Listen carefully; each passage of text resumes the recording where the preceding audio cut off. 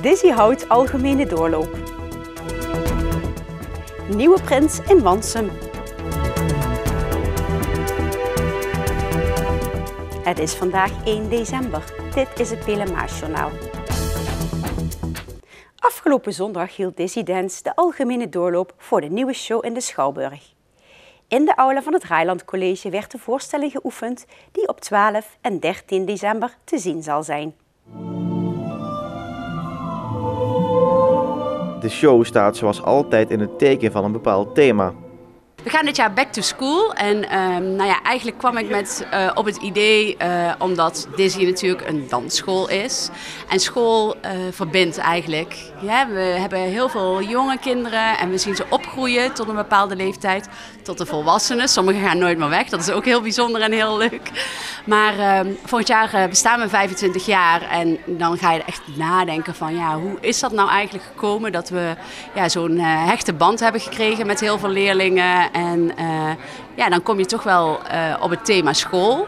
En het is gewoon een heel erg leuk thema.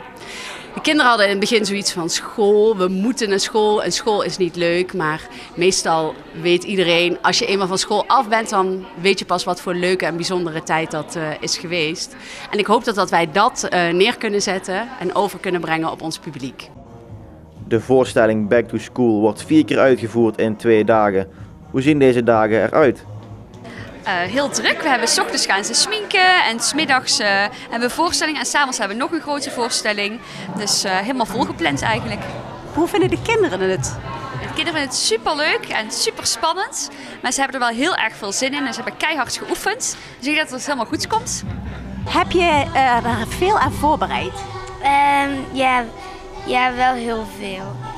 En hoe vind je dat we mee te mogen doen? Nou, het is ook heel spannend en heel leuk. Wat doe jij ook precies in het thema school?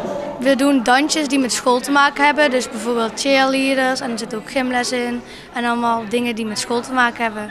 Na een lange dag repeteren is de vraag natuurlijk hoe het vandaag ging. Ik vond het eigenlijk wel goed gaan. Soms moeten we nog aan dingen werken, maar het ging eigenlijk wel goed. Het was een superleuke dag. Puntjes op de i die moeten nog wel bij heel veel groepen gezet worden. Maar vandaag hebben we algemene indruk van hoe de show gaat worden. En ja, volgens mij wordt het echt weer een hele leuke show. Heel afwisselend, heel veel energie en heel veel echt dizzy gevoel. De shows zijn om 1:30 en 7 uur te zien in de Schouwburg. De danseressen hebben er in ieder geval veel zin in. Ja, ik heb er heel erg veel zin in.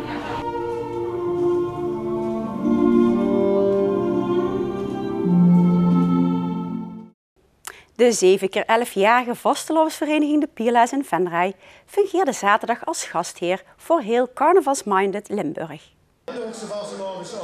Na de officiële ontvangst van de samenwerkende Limburgse vastelovensverenigingen in het gemeentehuis, waarbij burgemeester Hans Gielissen vanwege zijn verdiensten voor de Limburgse vastelovend werd onderscheiden met de SLV-medaille, ging het feest verder in de Schouwburg. Daar werd de Orde van de Gulden Humor, de hoogste Limburgse vastelovensonderscheiding, uitgereikt aan vastelovensgenieter, presentator, programmamaker, schrijver, zanger en columnist Frans Pollux uit Venlo. Maar daarmee was de koek nog niet op voor alle feestvierders, want 's avonds vond in een bomvolle evenementhal Venray een feestavond plaats met optredens van tal van Limburgse artiesten, onder wie Beppie Kraft, W3 en de Toddezek. De eerste prins in de gemeente is bekend. Afgelopen vrijdag kwam hij in Wansum uit. Met Sinterklaas nog in het land hangen er op diverse plekken Sinterklaasvlaggen. In de Schroevert in Wansum kwam de afgelopen week het rood, geel en groen bij. Het Wienbulenbal, het Prinsenbal van CV de Wienbuul, stond dit jaar helemaal in het teken van The Voice of Wansum. Compleet met een jury bestaande uit Ali B., Anouk en Marco namen enkele Wansumse talenten de kans op beroemd te worden. Toen na een optreden van Bjorn Poels de stoel draaide, zat er niet meer Anouk, maar de nieuwe prins van de Wienbuul, prins Tom den Eerste Rambachs. Nou, ik ben Tom Rambachs. Ik ben samenwonend met Loes Hendricks. 2 kinderen, Daan en Sam. Daan is 9 jaar, Sam is 7 jaar.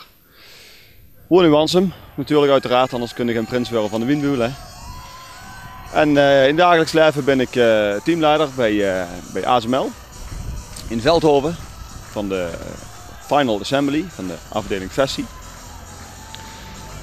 En qua sporten geef ik training aan de jeugd van Wansum, aan de E3, waar Dani voetbalt. Het vieren van de carnaval is Tom met de paplepel ingegeven. Dat kun je eigenlijk wel zeggen. Hè? Als je ziet, als papa is vroeger ook prins geweest, altijd druk doende met de carnaval geweest. Zelfs voorzitter geweest van de carnaval. En het dorp is zeker het begonnen, hè? En dat zit er wel in. Dat ben ik absoluut met de wens. Het grote geheim is altijd, hoe wordt zo'n prins gevraagd? Bij Tom nam voorzitter Robin Kumhoff zo eind september contact op met deze nieuwe prins in Spee. Robin kwam, of eigenlijk kwam niet, en belde op. We hadden feesten bij het werk. En we waren al aan het eten en aan het drinken. Ik zag de telefoon gaan en ik denk, Robin Kumhoff, ja, dan bel ik daar wel terug. Zo dringend zal het niet zien. Maar binnen een minuut, jawel uur, Robin Kumhoff. Ik denk, ja, dat zal ik wel weer opnemen, want het zal toch wel dringend zijn. Ja, met Robin. Ja, met Tom.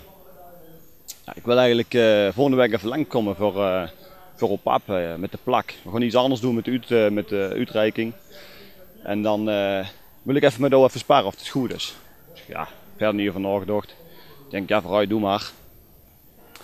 En zo gezegd, zo gedaan. En een paar dagen later zeg ik tegen Loes van... hey, trouwens wet hè, Robin komt daar langs. Of woensdagavond. Loes, Robin?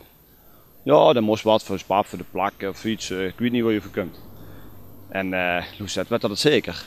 Dus bijna kermis, Robin Kumhoff. Dan gaat u daar vragen voor prins te zien. Ik zei, ah, nee, dat gebeurt mij niet. Dat geloof ik niks van. En dan komt het grote geheim houden. Nou, het moeilijkste is, mensen gaan vissen. Hè. Ze denken toch wel van, oh ja, die naam van Tom Rambach, die kunt wel wat dukker voor. Hè. En uiteindelijk, daar zie je dat toch. En dan denk je van, je moet ook niet te veel loslaten. En je moet ook geen argwaan wekken. Hè. De mensen gewoon net zo lang liggen zeuren tot je een keer wat zegt van ja. Maar op zich vond ik het wel metvallen. Ik denk dat Loes het zwaarder gaat met dit fenomeen. Maar uiteindelijk is het allemaal goed gekomen. Natuurlijk heeft Tom ook adjudanten en een nar. Nou, mijn adjudanten zien uiteraard mijn tweelingbroer Ralf Rambachs. En vanuit de carnavalsvereniging is dat Robin Kumhoff, de voorzitter. En mijn nar is Emil Jans. Als laatste vraag, uw liefspreuk van dit jaar?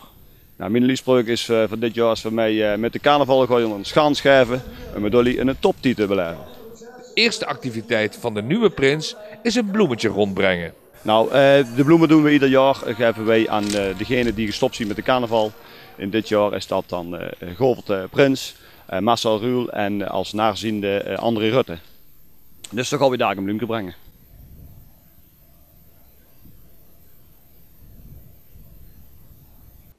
Tot zover dit PLMA-journaal. Deze uitzending wordt herhaald tot en met morgenavond 6 uur. Donderdagavond is er een nieuwe aflevering van Shop & Eat. En vrijdag is er weer een nieuw journaal. Weer of geen weer, bij ons is het altijd vakantieweer.